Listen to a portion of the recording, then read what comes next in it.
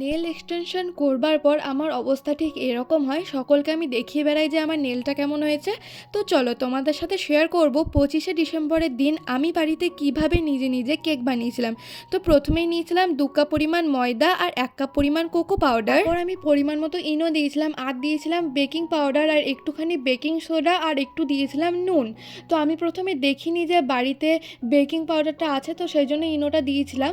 তোমরা ইনোটা স্কিপ করে baking powder দিতে পারো বা বেকিং পাউডারটা স্কিপ করে ইনোটা দিতে পারো। তারপর আমি 3টে ডিমের সাথে 1 কাপ পরিমাণ চিনি নিয়েছিলাম আর ভালো করে ওটাকে বিট করে নিয়েছিলাম যতক্ষণ না ডিমটা ফোমের আকারে হয়ে যায়। তারপর 1 কাপ পরিমাণ ভেজিটেবল অয়েল আর ভ্যানিলা এসেন্স নিয়েছিলাম।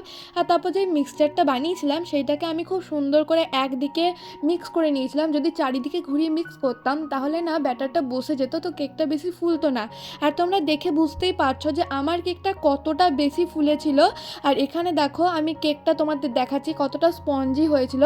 কিছুটা পরিমাণ কেক আমার বুনু আগেই একটু বসে বসে খেয়ে নিয়েছিল, তারপর কেকগুলোকে এরকম গুঁড়ো গুঁড়ো করে নিয়েছিলাম। আর তারপর এখানে আমি হুইপড ক্রিমটাকে বিট করে নিয়েছিলাম। আর তারপর দেখো এখানে আমি জার কেক তৈরি করেছি। খুব ভালো হয়নি, তবে ট্রাই করেছি, মানে টেস্টটা ভালো হয়েছে, প্রেজেন্টেশনটা ভালো হয়নি অতটা।